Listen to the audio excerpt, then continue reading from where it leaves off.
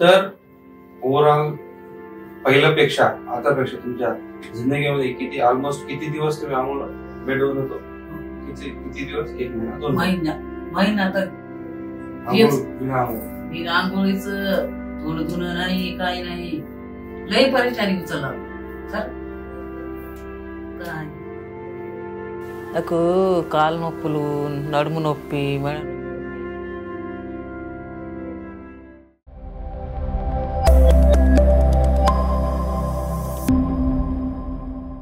मी doctor Rahul मुलवे. आज आपण जमुनाबाईचा होत आहोत. सर, जमुनाबाईला आपण त्याचा जे कमरेचा प्रॉब्लेम होता त्याला ट्रीटमेंट, फिजिओथेरपी ट्रीटमेंट आपण केलेला आहे. तर ते शब्दामध्ये बघूया त्याला प्रॉब्लेम होता, जे त्याची बाधा होती कसे होती, आणि आपण ही ट्रीटमेंट दिल्याच्या नंतर ह्याचा ओव्हरऑल चेंज कसा आहे त्याला विचारून आपण माहिती करून घेऊया, त्याचा एक्सपिरियन्स कसा राहिला आपल्याला. तर सांगा मॅडम. मला तर आधी उठा येत नसतं, इथं आल्यापासून ठीक झालं, चालायला थोडं.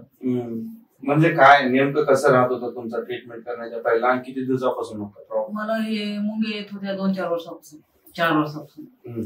कुठून कुठे येत होत्या? या खाली बोटापासून पारीतोर मानपासून, कधी डोसक्याला, कधी असं तोंडाला येत.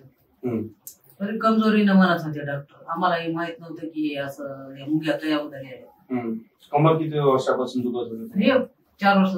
हे सुरू झालं, हे पायाचं सुरू झालं की कमरापासून.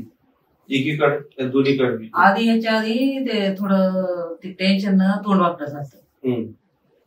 इथं लाईफ लाईन मध्ये ऍडमिट केलं मला, एक 8 रोज केलं, तोंड वाकडं झालं. मग ते आम्हाला ते पक्षवात ते म्हणले. मग तिकडं कर्नाटकला जाऊन ते दवा ते घेतल्यानं थोडं ठीक झालं. ठीक झाल्यावर मग मुंगे यायला सुरू झाले. मुंगे यायला सुरू झाल्यावर मग मध्ये टेन्शन झालं. डॉक्टर म्हणाले की टेन्शन न झालं, टेन्शन न मुंगे आहे, कमजोरी कमजोरी कमजोरीच. 4 वर्षापासून आता 90 वर्ष झाले. आता एप्रिल आल्यावर 9 वर्ष होतात माझ्या मुलाला. 9 वर्षापासून प्रॉब्लेम आहे तुम्हाला? गोळ्या खायचं? गोळ्या खायचं, अजून दुखायला की अजून. पण हे नेमकं कोणा सांगलं नाही की असं आहे, हे कमरेचा प्रॉब्लेम आहे. कोणी सांगलं. यशरावनगरला गेल्या ना, ते गव्हर्नमेंट हॉस्पिटल गेल्या ना, त्या डॉक्टरनं सांगितलं की मलकाजगिरीला जा. त्या मलकाजगिरीवाल्यानं गांधीला जा म्हणलं. तर गांधीला जायला घरी कोणी नाही. तर हे काम केलं तरच आम्हाला हाय. मग माझ्याजवळ कोण राहील, घरी कोण राहील म्हणून तर गांधीला कशाला इकडं बाहेर बाहेर दाखवा, लाईफ लाईन मध्ये इकडे यशरावनगर हे ते दाखवले. मग हे इथली वाटत. म्हणजे तुम्ही आला तेव्हा तुमच्या चालण्यामध्ये लई वाटलंच होतं मी म्हाताऱ्या माणसांनी. लई वाकून बसायचीच नव्हतं मला. मी 1 महिना 2 महिन्यात आंघोळ नव्हती. आंघोळच करायला ना, साडी लेवाय इतकी मुश्किल काढ.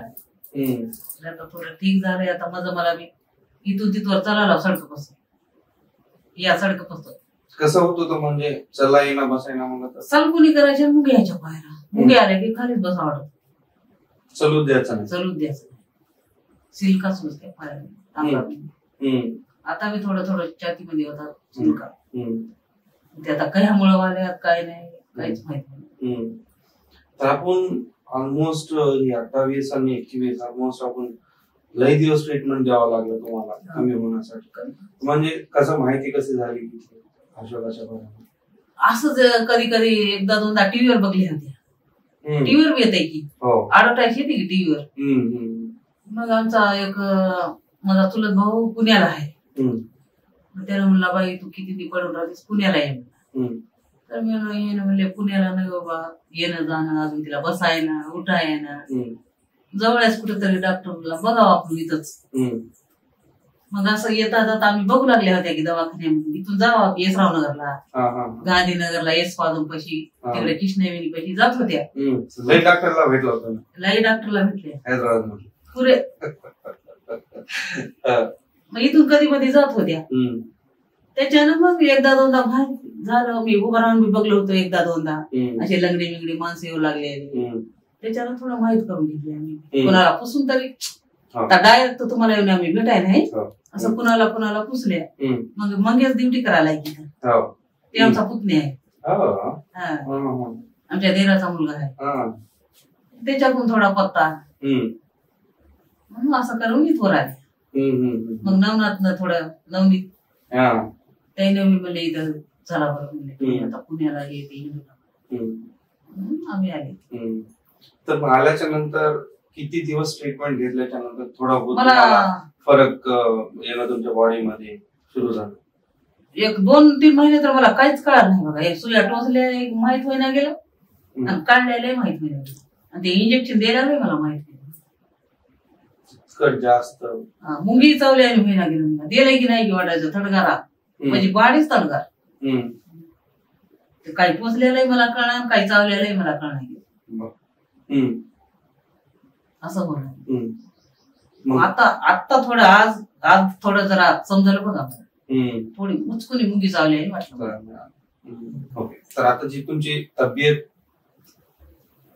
जी होती, म्हणजे उठण्यामध्ये आणि चालण्यामध्ये फिरण्यामध्ये तुम्हाला जी तकलीफ होती, त्याच्यामध्ये तुम्ही किती फरक झाला? तुम्हाला किती फरक पडला?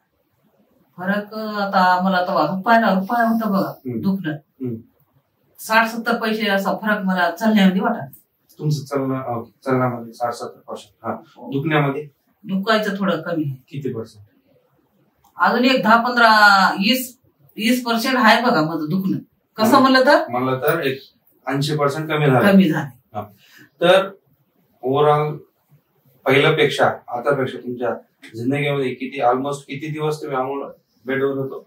किती दिवस? 1 महिना 2 महिना तर बिना आंघोळीच, थोडं धुणं नाही, काही नाही, लय परेशानी उचलला काय. तर आता तुमचं काम तुम्ही करू शकाल? हो.